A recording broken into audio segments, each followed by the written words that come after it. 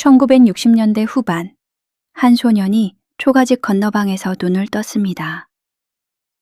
그 아이는 국민학교 4학년 김영수였고, 그가 사는 곳은 서해안의 작은 어촌 마을이었습니다. 영순의 집은 초가집이었습니다.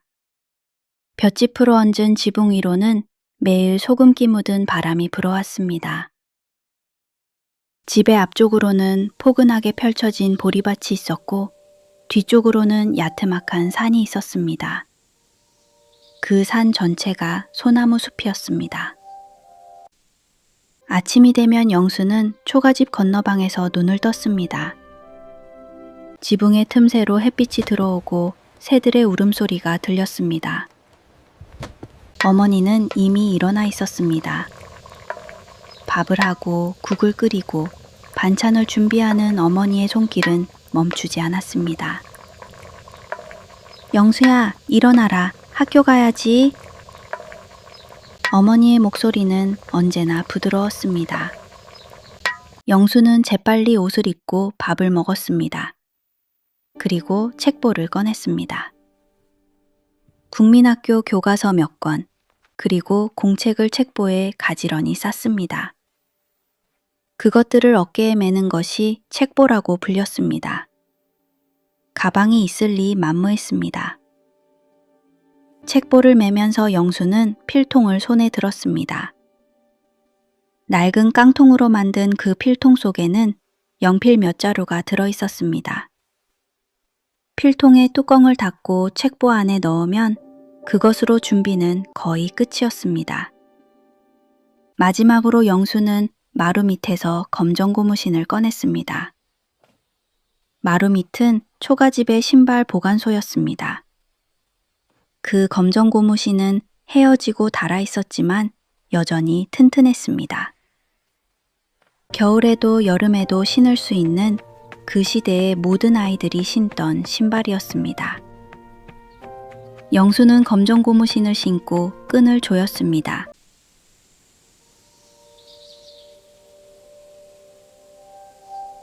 학교 가는 길은 그 자체가 하나의 모험이었습니다. 초가집을 나서면 보리밭이 펼쳐져 있었습니다. 봄이면 보리순이 파릇파릇하게 자라났고, 초여름이 되면 보리가 황금색으로 물들었습니다. 그 보리밭 사이로 부는 바람은 파도처럼 일렁거렸습니다. 영수는 그 물결 속을 헤치며 뛰어갔습니다. 검정 고무신이 흙을 차올리며 소리를 냈습니다. 어깨에 메인 책보가 위아래로 흔들렸습니다. 그때마다 안에서 소리가 났습니다.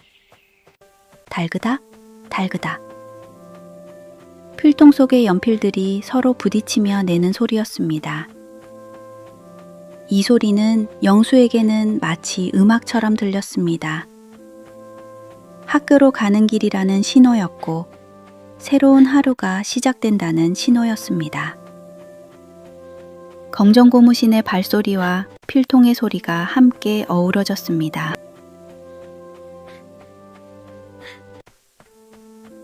그런데 어느 날 아침 일이 일어났습니다. 영수가 보리밭 한가운데를 뛰어가고 있을 때였습니다. 갑자기 발 앞에서 무언가 날아올랐습니다. 깜짝 놀란 종달새였습니다.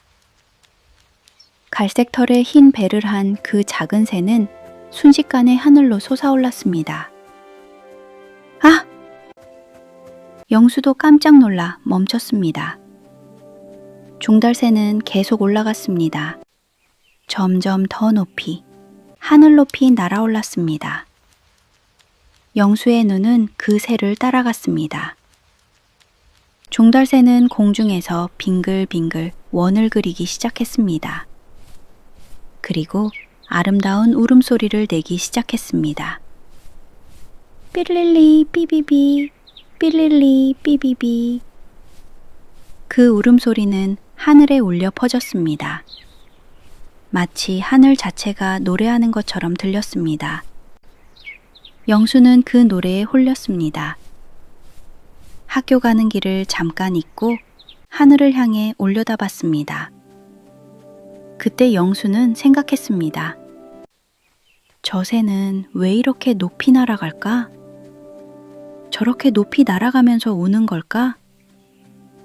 그 순간 영수는 깨달았습니다. 종달새는 자신의 둥지를 지키고 있었던 것입니다.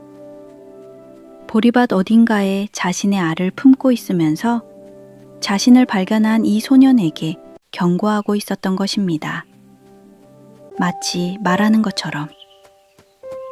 여기는 내 둥지야. 내 아기들이 있는 곳이야. 가지 마. 잠시 후 종달새는 다시 보리밭 어딘가로 내려앉았습니다. 영수는 그 방향을 흘리 봤지만 정확히 어디인지는 알 수 없었습니다. 보리밭의 어디선가 종달새는 자신의 알을 품고 있었을 것입니다. 따뜻함과 가슴으로 밤과 낮을 가리지 않고. 저 새도 엄마구나. 영수가 중얼거렸습니다.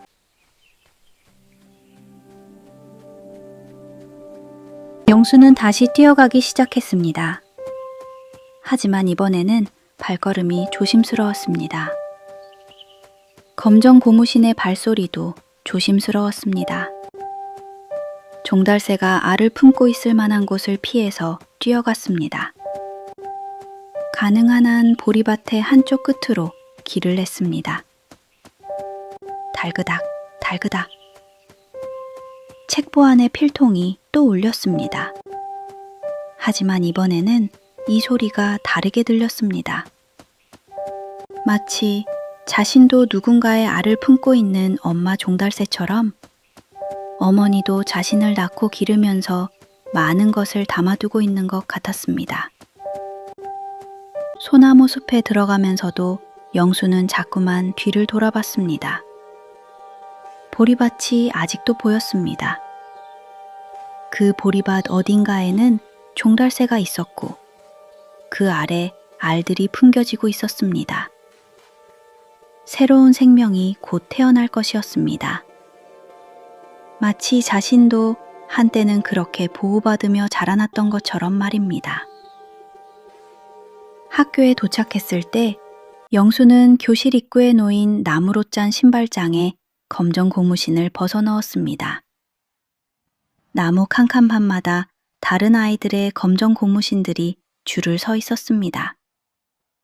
모두 같은 검정 고무신이었습니다.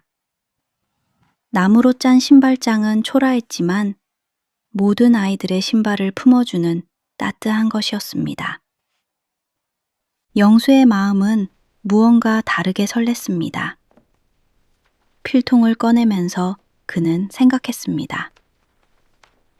나도 누군가를 위해 열심히 살아야겠다. 저 종달새처럼, 엄마처럼.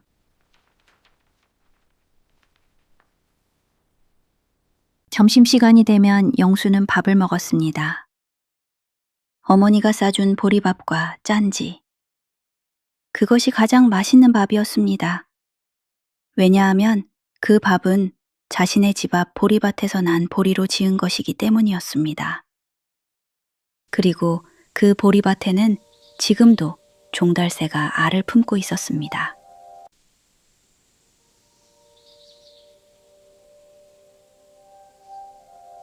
방과 후 영수는 교실 입구의 나무로 짠 신발장에서 검정 고무신을 다시 꺼냈습니다. 책보를 어깨에 메었습니다.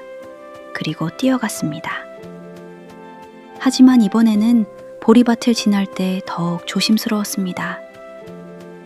달그닥, 달그닥. 필통의 소리가 다시 울렸습니다. 검정 고무신 신은 발소리도 들렸습니다. 그리고 하늘에서는 또 한 번 종달새의 울음이 들렸습니다. 삐릴리 삐비비, 삐릴리 삐비비. 영수는 걸음을 멈추고 하늘을 봤습니다. 종달새는 여전히 하늘 높이 나는 중이었습니다. 그 새는 자신의 알들을 지키기 위해 오늘도 하늘을 날고 있었습니다. 소나무 숲을 지나 집으로 돌아가는 길, 저물어가는 햇빛이 보리를 붉게 물들였고 소나무 숲은 검은 실루엣으로 변했습니다. 다녀왔어요! 영수가 외쳤습니다. 엄마, 학교 다녀왔어요. 어서 오렴 우리 아들. 밤이 되면 초가집 안은 따뜻하했습니다. 영수는 검정 고무신을 벗어서 마루 밑에 놓았습니다. 내일 아침이면 다시 신을 그 신발. 어머니는 밥을 푸고 국을 떠주었습니다. 아버지는 하루 종일의 피로를 풀며 밥을 드셨습니다.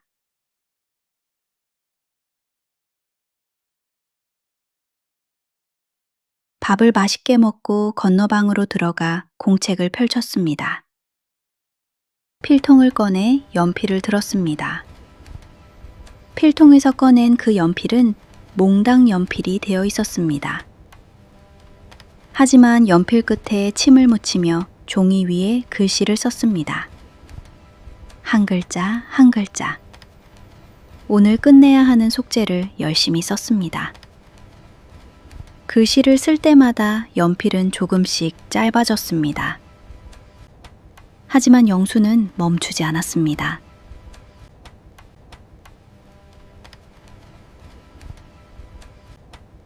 건너방 밖으로 나가 밤하늘을 바라봤습니다. 마루 밑에 놓인 검정 고무신이 어둠 속에서 희미하게 보였습니다. 뒷산 소나무 숲 위로는 별들이 반짝였습니다. 소나무 숲 사이로 부는 바람은 소나무의 향기를 실어다 주었습니다.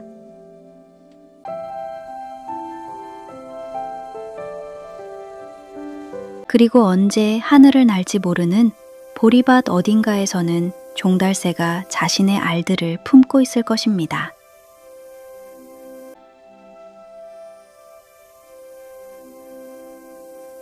내일도 아침이 되면 마루 밑에서 검정 고무신을 꺼내 신고 책보에 책을 가지런히 쌓고 필통을 챙길 것입니다.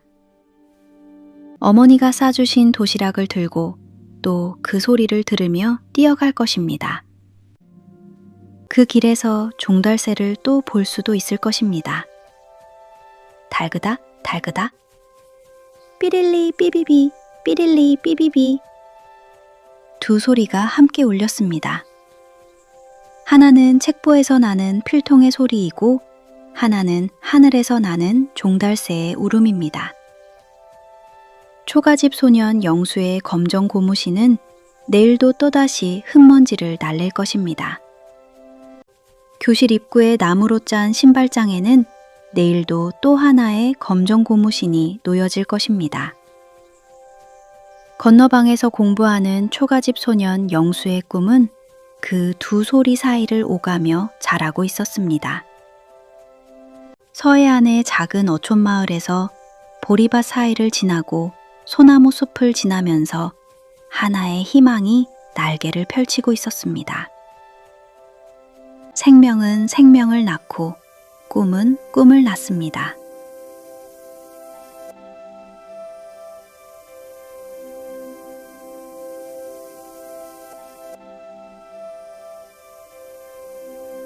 그것이 바로 그 시절의 이야기였습니다.